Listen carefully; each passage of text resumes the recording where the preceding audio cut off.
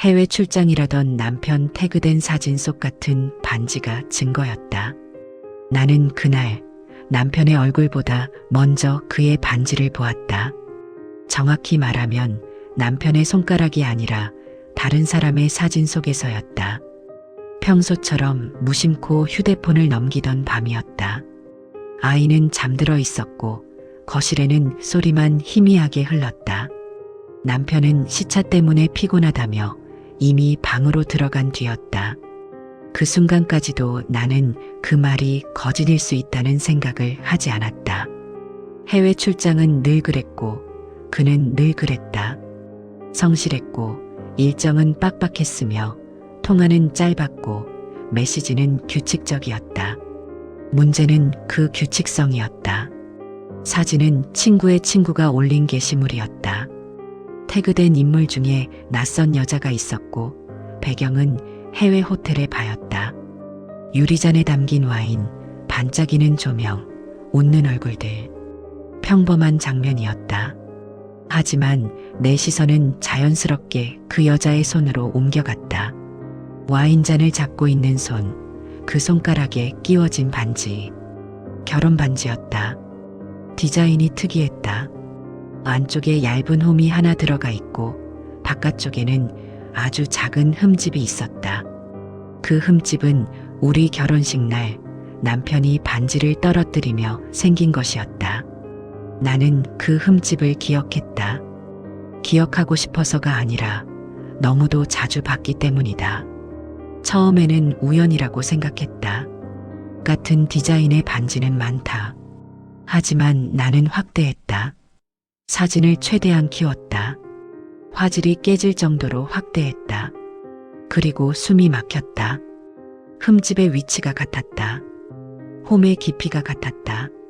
빛이 반사되는 각도까지 같았다. 심장이 갑자기 빨라졌다. 이건 느낌이 아니었다. 관찰이었다. 분석이었다. 그리고 그 분석은 점점 더 많은 질문을 불러왔다. 나는 사진의 날짜를 확인했다. 남편이 출장 중이라고 말한 기간과 정확히 겹쳤다. 장소 태그를 눌렀다. 호텔 이름이 떴다. 그 호텔은 남편이 출장 보고서에 적어둔 숙소와 같았다. 우연은 한 번쯤 가능하다. 두 번도 가능하다. 하지만 세 번은 가능성이 아니라 패턴이다. 패턴은 의도에서 나온다. 나는 휴대폰을 내려놓고 한참을 가만히 있었다. 그 사이 거실의 소리는 뉴스에서 예능으로 넘어갔고 밤은 깊어갔다. 나는 그 시간 동안 아무것도 하지 않았다. 울지도 소리를 지르지도 않았다. 대신 머릿속에서 시간표를 그렸다. 남편의 출장은 늘 비슷한 루틴을 가졌다. 출국 전날 짐을 싸고 공항 사진을 보내고 도착하면 호텔 사진을 한 장 보냈다. 다음 날부터는 미팅이 길어질 것 같다는 메시지가 오고 밤에는 짧은 통화가 전부였다. 시차 때문이라는 말로 설명되지 않는 공백들이 있었다. 그 공백을 나는 신뢰로 덮어두었다. 하지만 이제는 달랐다. 나는 공백을 하나씩 열어보기로 했다. 먼저 과거의 사진들을 다시 보았다. SNS에 태그된 사진들, 회사 동료들의 게시물, 출장지에서 찍힌 단체 사진들. 예전에는 배경만 봤다. 이제는 손을 봤다. 손가락을 봤다. 반지를 봤다.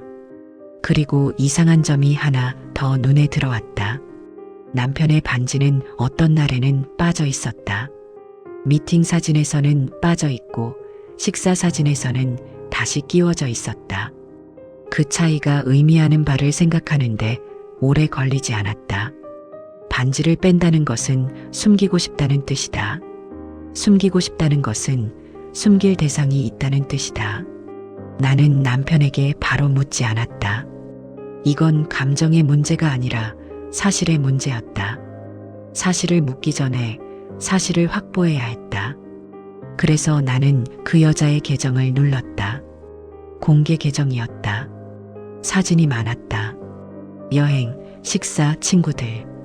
그리고 반복되는 장소가 있었다. 호텔 로비, 바, 같은 테이블, 같은 조명. 그리고 늘 같은 손, 같은 반지. 그 반지는 이제 더 이상 의심이 아니었다. 증거였다. 다음 단계는 시간이었다. 나는 사진들이 올라온 시간을 정리했다. 남편이 회의 중이라고 말한 시간, 비행기 탑승 중이라고 말한 시간, 시차 때문에 잠들겠다고 말한 시간. 그 시간에 사진은 올라왔다. 실시간에 가까웠다. 그는 그 시간에 나와 통화하지 않았고 대신 누군가와 함께 사진을 찍고 있었다. 그 누군가의 손에는 그의 반지가 있었다. 그날 밤 나는 남편의 캐리어를 열지 않았다. 서랍도 열지 않았다. 대신 메모장을 열었다. 날짜, 장소, 사진 링크, 시간. 하나씩 적었다. 감정은 배제했다. 분노는 나중의 일이었다. 지금 필요한 것은 연결이었다. 연결이 완성되면 이야기는 스스로 말하기 시작한다. 며칠 후 남편이 귀국했다. 공항에서 찍은 사진을 보내왔다. 집에 거의 다 왔어. 평소와 같은 문장, 평소와 같은 사진. 하지만 이번에는 달랐다. 나는 그 사진 속 손을 먼저 봤다. 반지가 끼워져 있었다. 흠집이 보였다. 나는 답장을 보내지 않았다. 대신 그의 동선을 확인했다. 공항에서 집까지의 시간, 그 사이에 찍힌 다른 사람들의 사진, 그리고 또 하나의 태그. 같은 날, 같은 공항, 같은 카페. 그녀의 사진이었다. 배경의 의자 배열이 같았다. 커피 컵의 로고가 같았다. 시간은 15분 차이였다. 그들은 같은 공간에 있었다. 함께 찍지 않았을 뿐이다. 그날 저녁 우리는 식탁에 마주 앉았다. 아이는 학교 숙제를 하고 있었고 남편은 여행 이야기를 했다. 나는 고개를 끄덕였다. 질문하지 않았다. 대신 관찰했다. 손의 움직임, 반지를 만지는 습관, 시선을 피하는 순간. 그는 긴장하면 반지를 돌렸다. 아주 미세하게. 나는 그 습관을 알고 있었다. 10년을 함께 살았으니까. 그리고 그는 그날 유난히 반지를 많이 돌렸다. 나는 그 자리에서 끝내지 않았다. 끝내고 싶지 않았다. 이 이야기는 아직 시작 단계였다. 내가 원하는 것은 사과가 아니었다. 진실이었다. 진실은 증거로 완성된다. 그래서 나는 다음 출장을 기다리기로 했다. 기다림은 약자의 선택이 아니라 준비된 사람의 선택이다. 며칠 후 남편은 다시 출장을 간다고 말했다. 일정표를 보여주었다.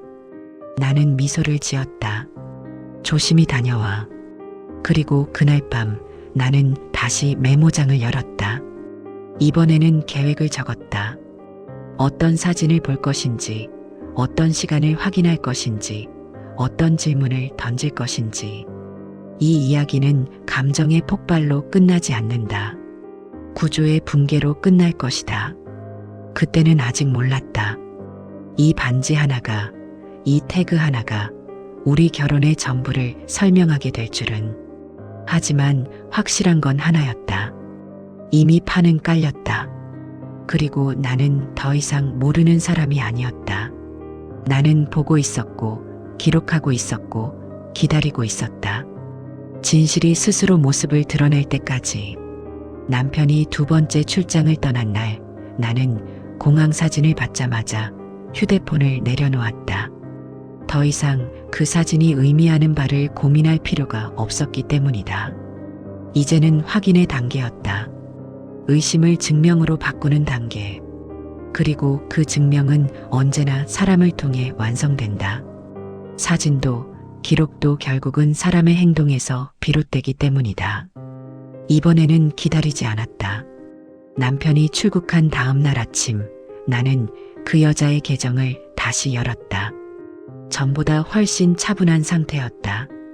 처음 반지를 봤을 때의 심장 박동은 이미 사라지고 대신 이상할 정도로 맑은 집중력이 자리 잡고 있었다. 사람은 감정이 지나간 자리에 가장 냉정해진다. 나는 그 상태였다. 사진을 하나씩 내려보며 규칙을 찾았다. 장소의 반복, 인물의 반복, 시간대의 반복. 그리고 하나의 공통점이 눈에 들어왔다. 그녀는 언제나 혼자 찍히지 않았다. 사진 속에는 늘 누군가의 흔적이 있었다. 컵이 2개 놓인 테이블, 의자가 2개 당겨진 바자리, 그리고 항상 프레임 바깥에 있는 시선. 사진을 찍어준 사람이 있다는 증거였다. 그런데 이상한 점은 그 사람이 누구인지 단 한 번도 드러나지 않았다는 사실이었다. 얼굴은 없었고 실루엣조차 없었다. 마치 의도적으로 비워둔 자리처럼. 그 비어있는 자리는 너무도 노골적이었다. 나는 호텔 이름을 다시 검색했다. 남편이 머문다는 그 호텔. 고급스럽지만 비즈니스 출장객이 많이 찾는 곳이었다. 리뷰를 보다가 익숙한 문장을 발견했다. 로비바는 저녁마다 특정 테이블이 늘 예약된 상태다. 사진 속 테이블과 같았다. 창가 쪽, 조명이 가장 좋은 자리. 그리고 그 자리는 거의 매일 같은 시간에 사용되었다. 나는 시간을 적었다. 한국 시간으로 밤 10시 전후. 남편이 늘 회의가 길어졌다고 말하던 시간이었다. 그날 밤 남편에게서 메시지가 왔다. 오늘은 좀 늦을 것 같아. 이전과 같은 문장, 이전과 같은 패턴. 하지만 나는 이번에 답장을 보냈다. 어디서? 아주 짧게. 그는 잠시 후 답했다. 호텔 근처에서 식사 중. 거짓말은 늘 구체적이지 않다. 나는 더 묻지 않았다. 대신 기록했다. 그 시간 그녀의 계정에 사진이 올라왔다. 와인잔, 같은 테이블, 같은 조명, 같은 반지. 이제는 퍼즐이 아니라 직선이었다. 하지만 여전히 부족했다. 나는 여자의 이름을 확인했다. 프로필에 적힌 이름, 그리고 연결된 친구 목록. 그중 한 사람이 눈에 들어왔다. 회사 로고가 박힌 명함 사진을 올린 계정이었다. 남편의 회사였다. 정확히는 남편이 자주 언급하던 해외 파트너사였다. 나는 그 계정을 눌렀다. 사진 속에는 남편이 있었다.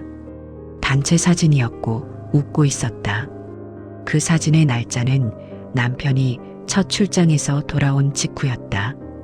그리고 그 옆에 아주 자연스럽게 서 있는 여자가 있었다. 반지를 낀 손을 뒤로 숨긴 채. 그 순간 나는 깨달았다. 이건 단순한 외도가 아니었다. 이건 구조였다. 출장, 파트너사, 호텔, 반복되는 동선, 그리고 항상 같은 사람들이 그 주변에 있었다. 외도는 혼자서 하지 않는다. 반드시 누군가는 알고 있고, 누군가는 돕고, 누군가는 눈을 감는다. 그 구조의 한가운데에 남편이 있었다. 나는 그제야 주변을 떠올렸다. 남편의 상사 함께 출장을 다니던 동료, 그리고 늘 해외에서는 문화가 다르다고 말하던 사람들. 그 말은 언제나 책임을 흐리는데 사용되었다. 문화가 다르다는 말은 선을 넘기 위한 가장 편리한 변명이다. 나는 남편이 귀국할 때까지 기다리기로 했다. 이번에는 집안에서 확인해야 했다. 사진과 기록만으로는 충분하지 않았다. 말과 표정, 그리고 순간의 반응이 필요했다. 남편이 돌아온 날 나는 아무 일도 없다는 듯이 행동했다. 짐을 풀도록 두었고, 샤워를 하도록 두었고, 저녁을 차렸다. 그는 피곤하다고 했고, 나는 고개를 끄덕였다. 식탁 위에서 그는 출장 이야기를 했다. 미팅, 계약, 일정. 나는 그의 말을 끊지 않았다. 대신 한 가지 질문을 던졌다. 아주 가볍게. 이번 출장엔 누가 같이 갔어? 그는 잠시 멈칫했다. 아주 짧은 순간이었다. 하지만 나는 그 순간을 놓치지 않았다. 몇 명 있었어. 그는 이름을 말하지 않았다. 이전에는 늘 이름을 말했다. 누구랑 같다는 설명이 자연스럽게 나왔다. 이번에는 달랐다. 나는 다시 물었다. 그 여자도 아무 맥락 없는 질문처럼 들렸을 것이다. 하지만 그는 반지를 만졌다. 그리고 대답했다. 무슨 여자? 그 질문이야말로 이미 답이었다. 모르는 여자라면 웃으며 넘길 수 있었을 것이다. 하지만 그는 방어했다. 방어는 이미 공격을 인지했다는 뜻이다. 그날 밤 나는 남편의 캐리어를 열었다. 조심스럽게 하지만 망설임 없이. 속옷 사이에서 작은 상자를 발견했다. 향수였다. 내가 쓰지 않는 향이었다. 여성용이었다. 그리고 그 향은 사진 속 그녀의 계정에서 자주 언급되던 향과 같았다. 우연은 여기까지 오지 않는다. 나는 상자를 다시 넣었다. 증거는 모아야 의미가 있다. 들추는 순간 상대는 대비한다. 다음 날 나는 남편의 회사 홈페이지를 열었다. 해외 파트너 소개 페이지. 사진 속 얼굴들을 하나씩 확인했다. 그리고 찾았다. 그녀였다. 직함은 컨설턴트. 설명은 짧았다. 프로젝트 지원, 현지 조율. 아주 모호한 역할이었다. 하지만 그 모호함이야말로 구조의 핵심이었다. 어디에나 있을 수 있고 어디에도 책임지지 않는 자리. 나는 그 이름을 메모장에 적었다. 이제 그녀는 사진 속 인물이 아니라 실명과 직함을 가진 사람이 되었다. 나는 남편에게 말하지 않았다. 대신 주변을 관찰했다. 그의 동료들과의 통화, 메시지의 톤, 갑자기 늘어난 영어 표현, 그리고 무엇보다 나를 대하는 태도의 변화. 그는 더 조심스러워졌고 동시에 더 무심해졌다. 그건 이중생활의 전형적인 신호였다. 두세 개를 동시에 유지하려는 사람은 어느 쪽에서도 온전히 집중하지 못한다. 2회차의 끝에서 나는 하나의 결론에 도달했다. 이 이야기는 남편과 어떤 여자의 문제가 아니다. 이건 남편이 속한 구조, 그 구조를 가능하게 한 환경, 그리고 그 환경을 묵인해온 관계들의 문제다. 그리고 그 구조는 반드시 한 번은 무너진다. 문제는 언제, 그리고 어떻게 무너뜨릴 것인가였다. 나는 마지막으로 그녀의 사진을 다시 보았다. 같은 반지, 같은 조명, 같은 자리. 하지만 이제 그 반지는 더 이상 숨겨진 상징이 아니었다. 그건 연결고리였고 나는 그 고리를 이미 손에 쥐고 있었다. 남은 것은 타이밍이었다. 모든 것이 드러나는 순간은 늘 조용하다. 사람들은 폭발을 상상하지만 실제 붕괴는 아주 낮은 소리로 시작된다. 남편이 다시 출근한 아침, 나는 식탁에 남겨진 그의 휴대폰을 바라보았다. 일부러 두고 간 것이었다. 예전 같으면 급히 찾았을 물건이었다. 하지만 지금 그는 안심하고 있었다. 내가 아무것도 모른다고, 혹은 알아도 아무 말도 하지 못할 거라고. 그 안심이 바로 그의 마지막 실수였다. 휴대폰은 잠겨 있었다. 하지만 나는 이미 비밀번호를 알고 있었다. 결혼기념일. 그가 여전히 중요하다고 믿고 있는 숫자였다. 화면이 열리자마자 메시지 알림이 보였다. 회사 단체방, 해외 프로젝트방, 그리고 저장되지 않은 번호 하나. 이름은 없었지만 나는 단번에 알 수 있었다. 같은 시간대, 같은 패턴, 같은 말투. 그녀였다. 메시지는 짧았다. 이번엔 괜찮을까? 그 문장은 질문이었지만 이미 답을 알고 있는 사람의 말이었다. 나는 대화를 열지 않았다. 대신 사진첩으로 들어갔다. 최근 삭제 항목. 거기에 있었다. 호텔방 거울 앞에서 찍은 사진, 반지를 낀 손, 그리고 아주 일부만 보이는 남자의 셔츠 소매. 그 셔츠는 내가 다려준 것이었다. 실밥 하나까지 기억하고 있었다. 그 순간 나는 더 이상 흔들리지 않았다. 분노도 슬픔도 아니었다. 확신이었다. 이제 이 관계는 끝낼 수 있다는 확신. 하지만 나는 바로 움직이지 않았다. 마지막 회차의 싸움은 감정으로 하지 않는다. 구조를 무너뜨리는 싸움은 언제나 준비된 사람의 몫이다. 나는 먼저 회사 쪽을 정리했다. 남편의 상사에게 직접 연락하지는 않았다. 대신 회사 내부 신고 채널을 확인했다.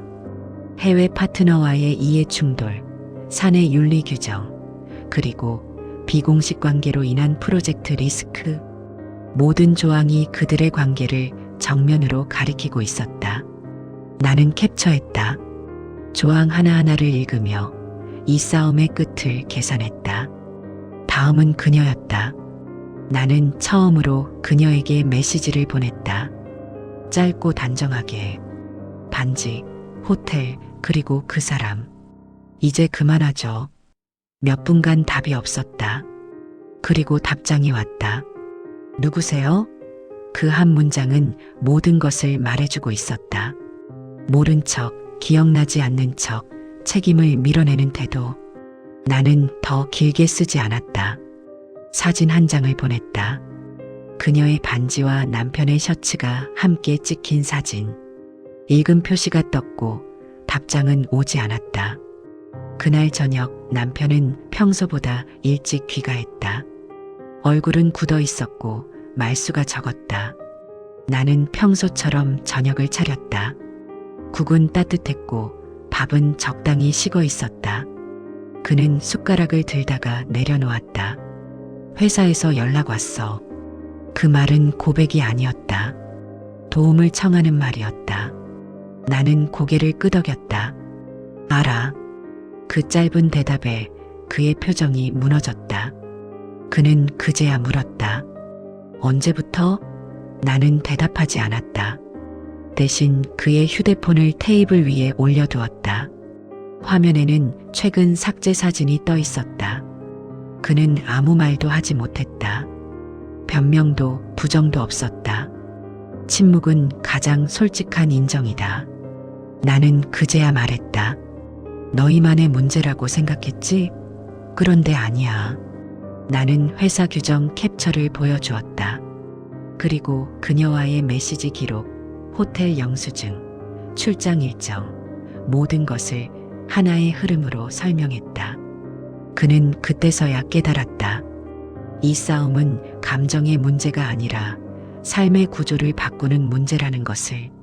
며칠 후 회사에서 공식 조사가 시작되었다. 그녀는 프로젝트에서 배제되었고 남편은 대기 발령을 받았다. 주변 사람들은 수군거렸고 일부는 나를 피했다. 하지만 놀라운 사실은 따로 있었다. 이미 알고 있던 사람들이 많았다는 것. 설마 진짜로 터질 줄은 몰랐다는 말.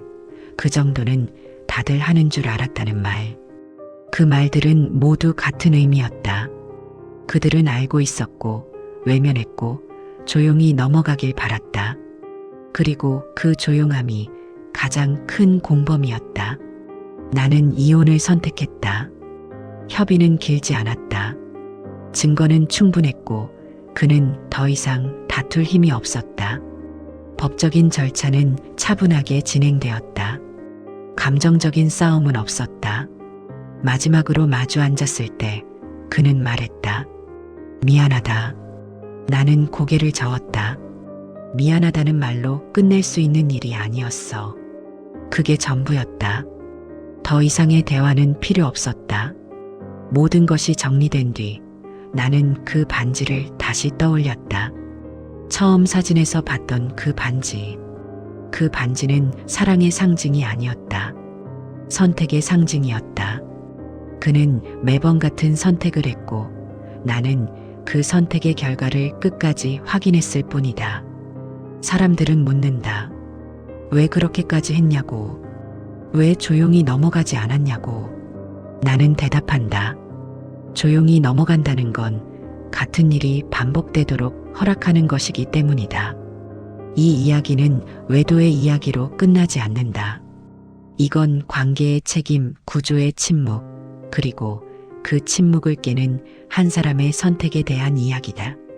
누군가는 오늘도 비슷한 사진을 보고, 비슷한 반지를 보고, 비슷한 의심을 하고 있을 것이다. 그들에게 이 이야기가 하나의 기준이 되길 바란다. 진실은 언제나 불편하지만 숨겨진 채로 두면 반드시 더 큰 대가를 치르게 된다. 나는 이제 더 이상 숨기지 않는다. 알고도 모른 척하지 않는다. 그리고 무엇보다 나 자신의 판단을 의심하지 않는다. 그게 이 이야기의 끝이다. 같은 반지, 같은 호텔 당신이라면 이 관계를 그냥 넘기시겠습니까? 침묵은 선택이 아니라 방조입니다. 이 이야기가 누군가에게는 경고가 되길 바랍니다. 구독, 좋아요, 알림 설정은 더 많은 진실을 세상 밖으로 꺼내는 힘이 됩니다. 당신의 한 줄 의견이 다음 침묵을 깨는 시작이 될 수 있습니다.